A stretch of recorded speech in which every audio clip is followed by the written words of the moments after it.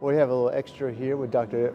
Zev Harel. We're talking about the Holocaust. Now, one of the things you talked about is in your writings is how you had at least a dream of what it was going to be like when you got out of the concentration camps. Talk about that dream. Well, when we were in the camp and in our work situation, we all had our fantasies. And I had two fantasies that became for me very important. The first one was that I would go back to the city and go to the school principal, that he was such an evil character and he would insult us Jewish children. He would have us come at the beginning of the academic year, insult us, and then tell us, go get lost. So I had my fantasy, I'll go back to the school and in the office and then in the teacher lounge to go in and to look in the face of that principal and ask him if he remembered all the wrong things that he has done. And he did. And that was one of the times when I wanted to use force. So when he kind of didn't want to answer or whatever, I looked at the teachers and I told them, this is an evil character, and I knocked him on his face and he fell on the floor. And then we went with another survivor who was a little older than myself to the Board of Education, and they discontinued his service. He could not longer be in that position.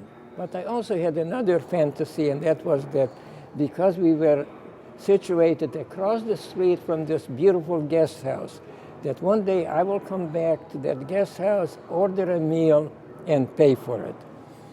So a few years after liberation, I came back, and this very attractive young person that at the time was the one who would sneak food for me alongside setting up the table for the SS guards, she was there looking at me. And after I ordered Wiener Schnitzel, which is one of the nice meal in Austria, they brought my check, and she looked at me and said, oh, no, you don't have to pay here. I said, When I was in the camp, I had my rescue fantasy that one day I'll come back here to your restaurant, I'll order a meal and pay for it. Never mind what will be next time when you invite me, but now I'm paid for it. So I took the bill and paid for the meal and looked at her and I said, now I have to do one other thing. And I asked her to stand up, and I gave her a hug and gave her a kiss on her cheek, and I said, I am so thankful for all that you have done for me. And then after years, when she got engaged and married, we had a nice wedding present come her way, and after that, each time when I was visiting Austria, I would make sure that I come to visit her. But I also want to add one other thing. It's so important, the work that you are doing here, and it's so beautiful to look at this museum, and for current young persons to walk in, to see and to learn about the history of what World War II and the later years were about, and what was the role and function of the various units, including the airborne, including the other military forces. And I say especially about the air forces because the only time I was in an airplane in my years of service is when, as a paratrooper, I had to jump from one of the planes.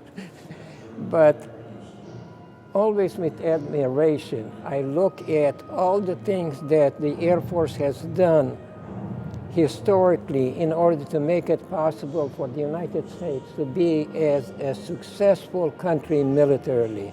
And for all of you here, I am thankful for what you are doing, and I know that this evening will be more of a recognition and appreciation for this museum. And we will add just a little bit of appreciation for what you are about. Thank you so much.